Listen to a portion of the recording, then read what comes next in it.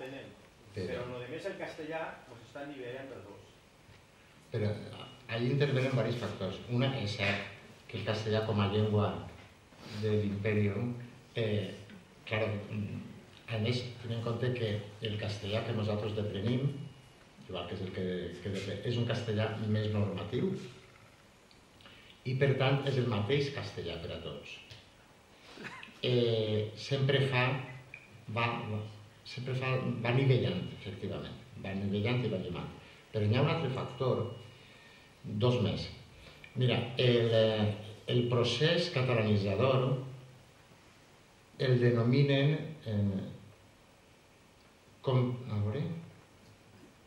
convergent, és que són policèntric i convergent, exacte. Policèntric i convergent.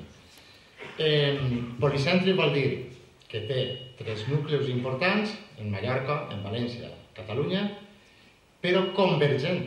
És a dir, ells poden acceptar xiquets, en lloc de noi, etc., però a través del sistema educatiu, a través dels mitjans de comunicació, per això s'empenyen tant en que se veig així TV3, la televisió catalana, perquè això el que farà és convergir els tres sistemes, convergir-los en una sola.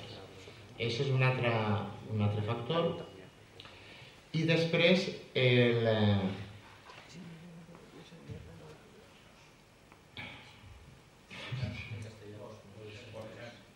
No, res, ja me vindrà. Pastilleta, pàgame quatre. Sí, perquè el que parece no d'ahí. Hola, bona nit a tots. Jo com ho concepte que fa ja temps que no ahora estimo que es un ilustrador falleterno desde la época de Valenciana. Primero que yo siempre parlava en castellano, intenté parlar en valencià sempre com? Jo soc de llengua castellana, la llengua materna és castellà, però jo soc valencià. Aleshores, pues, llavors, tinc diferències de cada noi de tots, no? És un problema que també, que per exemple, els meus amics que són de llengua castellana, pues me parlen en llengua que era el capí, el mariquí.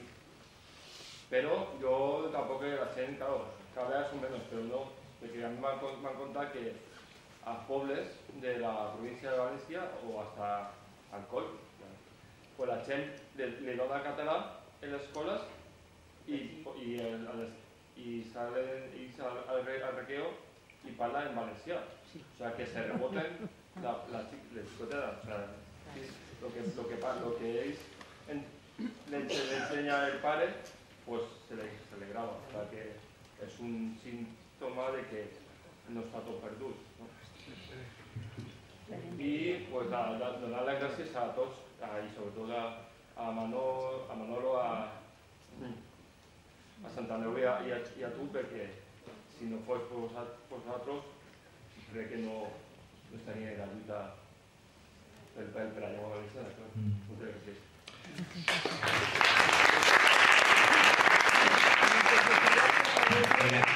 Lo que dius és una realitat. Els xicons, si són valenciaparlants, efectivament les escoles allí els ensenyen, però quan deixen el seu círcul habitual, el seu registre és el valencià. És normal, és lògic. Afortunadament, se contagia poquet. I més si és valenciaparlant, perquè si uno és valenciaparlant és perquè els teus pares són valencians, normalment. Entonces tenen els seus pares com a referents i s'està marcant, ells marquen una diferència sense voler, els pares ho fem sense voler. I els xiquets tenen en nosaltres l'espill, els referents són nosaltres. I deprenen a utilitzar-los com a registres diferents. Una cosa és el registre que utilitzen dins de l'escola i altra cosa és el registre que és el valencià, el que utilitzen en casa o en el carrer. Però per això s'ha de ser valencià parlant, perquè el que és castellà parlant, l'únic referent que té, l'únic registre que sap i que coneix, és el que li ensenyen a l'escola. Per això és tan important La nostra lluita en el sentit de transmetre-la i fer que la gent parli. Per cert, ja me'n recordo de la tercera. L'altre factor important és la tendència natural de les llengües a simplificar les dificultats. Nosaltres també teníem geminaes. Alerta, Nosaltres també teníem geminaes i els grups consonàntics MPT i MN, tot això es vingueren en un moment determinat de la història del valencià, però la llengua evoluciona i evoluciona sempre a eliminar. Hi ha un procediment que es denomina... Estic jo sembrat avui, Necessita pastilles. La vellea, és que... Una pastilla. Rabos de panse. Bueno, no sé com es denomina, ara mateix no me'n recordo, però consisteix, és el procés pel qual l'usuari tendeix a eliminar tot allò que no faci falta. I per això hi ha paraules que se perden, morfemes que se simplifiquen, grafies que ja no s'utilitzen, i en definitiva és la història de tot el procés lingüístic des del llatí fins a l'actualitat. Hem anat eliminant. De fet, sabeu que en llatí hi havia 5 conjugacions i en l'actualitat en tenim 3. És aquest procés. Anem eliminant coses que ja en el temps van deixant de dir. L'economia del llenguatge, gràcies. És de veres. Es diu l'economia del llenguatge. I després, l'altre fenomen, el que tu dius de la neutralització, tenint en compte que el model de llengua en Catalunya és l'oriental. Per tant, és normal que s'escampi la neutralització vocàlica. Se farà. Enric i Juan i Mosarella, no demaneu més. Escolta, has posat un exemple de la Pichat. Y yo no sé exactamente lo que es la Pichat. ¿Vos podría explicar, posar un parell d'exemples, per favor? La Pichat és el dialecte central que es parla en el Cap i Casal i en l'Alto de València, la comarca central, que és la més densa en població, la més rica i la de major tradició. Es caracteritza per una característica molt clara, que els que no som apitxats, en seguida ho percebem, és la confusió de la G en la G.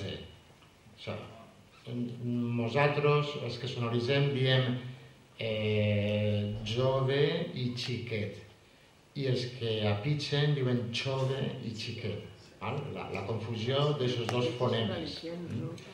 I després afecta també a la utilització d'alguns pronoms, per suport lèxic, molt de lèxic, però la més clara és la confusió de la G en la G i de la S sorda i la S sonora. Que la Pichat les dos les fa sordes, casa, sí, la confusió de les dos S's i, en fi, alguna coseta més, però bàsicament és això. Pues volia dir jo, i perdoneu que... Acabes de colar a tots. Que no toca. T'ho dic que ja no dono més paraules i ja t'ho esperant, espera't ja te la dones, però estava molt curado si va. Perdoneu? Jo volia retornar sobre el tema dels xiquets valencià parlants, que quan s'hi d'escola, de lo que les ensenyen, parlen el valencià des de casa. Jo tinc una teoria que vull que me donés la teva opinió sobre ella, ràpidament. Mira, jo vaig estudiar en els jesuïtes en els pobres, allà en Ferran el Catòlic, no? I ahir ens feien anar tots els dies, per lo matí la primera feina només entrar, era a missa. I per la vesprada vaig deixar resar el rosari. Entonces, jo des dels 7 hasta els 14 anys, tots sempre igual, tots els cursos. Al final jo vaig sentir misses i vaig resar el rosari per tota la meva vida. Ja s'acaba la història en baixíssim. És complit el cupo, Sí, entonces yo pensé que esta obligació a la traga de imposar el valencià